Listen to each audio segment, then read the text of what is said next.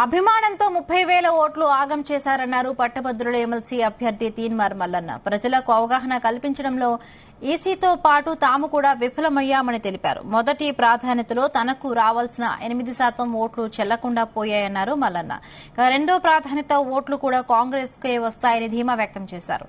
మొదటి ప్రాధాన్యతలోనే గెలిచేవాడిని కానీ చెల్లని ఓట్లు దెబ్బతీశాయంటున్న తీన్మార్ మల్లన్నతో మా ప్రతినిధి జానయ్య ఫేస్ టు ఫేస్.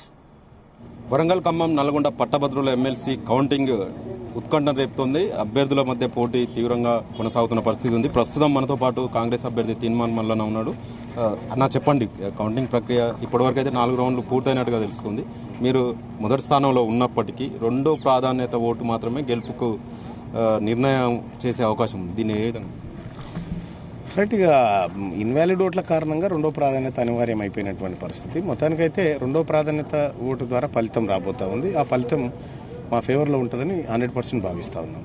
మొదటి ప్రాధాన్యత ఓటుకు సంబంధించి అంటే ఇన్వాలిడ్ ఓట్లు మీకే ఎక్కువగా వేసేందుకు ప్రయత్నం చేశారు, కానీ దాన్ని సరైన ప్రాధాన్యతలో ఏకపోవడం అదే ప్రధాన సమస్య. దాదాపు ఇన్వాలిడ్ అయినటువంటి ఓట్లలో 80% ఓట్లు మాకు రావాల్సినటువంటి ఓట్లు ఇన్వాలిడ్ అయిపోయినాయి. కాబట్టి అది మా మొదటి ప్రాధాన్యతలోనే గెలిచేటువంటి అవకాశాన్ని ఇన్వాలిడ్ ఓట్లు దెబ్బతీసినాయి. మొత్తానికి ఏదేమైనప్పటికీ రెండో ప్రాధాన్యత ఓట్లలో కూడా మంచిగానే ఓట్లు పోలైతే ఖచ్చితంగా ఇక్కడ విజయం సాధిస్తాం. అంటే ఇప్పుడు మొదటి ప్రాధాన్యతకు సంబంధించి మీరు 1 lakh వరకు రీచ్ అవుతున్నట్టుగా తెలుస్తుంది. అంటే మీతో పాటుగా టీఆర్ఎస్ అభ్యర్థి కూడా, బీఆర్ఎస్ పార్టీకి చెందినటువంటి రాకేష్ రెడ్డి కూడా 70,000 ఓట్లకు పైగా ఆయన కూడా రీచ్ అవుతున్న పరిస్థితి. అంటే సెకండ్ ప్రాధాన్యత ఓటు మీకు వచ్చే అవకాశం ఎక్కువ ఉందనుకుంటున్నాను. 100% ఉంటుంది. ఎందుకంటే మేము నెక్స్ట్ లెవెల్ ప్రక్రియలోకి 20,000 పైచిలకు ఓట్లతో ఎంటర్ అవుతా ఉన్నాం. వాళ్ళు 0తో ఎంటర్ అవుతా ఉన్నారు. కాబట్టి ఈ గ్యాప్ను పూడ్చాలంటే అంత ఈజీ కాదు. ఈ గ్యాప్ అంత ఈజీగా పూడదు. కాబట్టి 100% మేమే త్వరగా కోటాని పూర్తి చేస్తాం.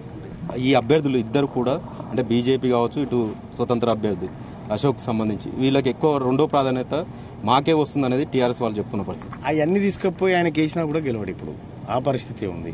అవన్నీ తీసుకుపోయి గంపగుత్తగా తీసుకుపోయి అందులోకి వేసినా కూడా గెలిచే పరిస్థితి లేదు.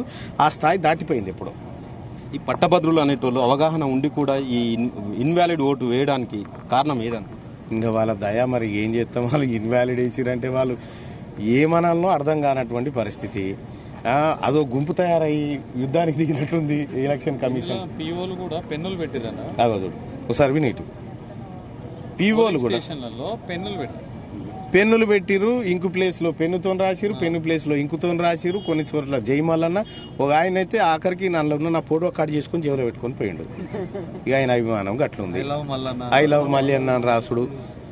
ఇక అలా నెక్స్ట్ మినిస్టర్ మల్లన్న అని రాసిపోయారు. ఇక వాళ్ళకు దోషింది రాసిపోయి 30,000 ఓట్లు అభిమానంతో ఆగం చేసే ఓట్లు తయారు చేసారు. మొత్తానికి అది కొద్దిగా అవగాహన రాహిత్యంతో ఎలక్షన్ కమిషన్ కానీ అభ్యర్థులుగా మేమంతా ప్రజలకు అవగాహన కల్పించడంలో కొంత విఫలమైనాము.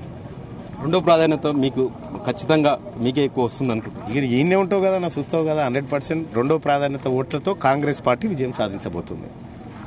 ఇది చెల్లని ఓట్లకు సంబంధించి మాత్రమే తమకు మొదటి ప్రాధాన్యతలో గెలిచే అవకాశం కోల్పోయాము. చెల్లని ఓట్లు కాక కరెక్ట్గా ఓటర్లు మాత్రం వేసి ఉంటే ఖచ్చితంగా మొదటి ప్రాధాన్యత ఓటుతోటే గెలుపొందవాళ్ళమని చెప్పి తీన్మార్ మల్లన్న ఆశాభావం వ్యక్తం చేస్తున్న పరిస్థితి. కెమెరామెన్ లాల్తో జానయ్య,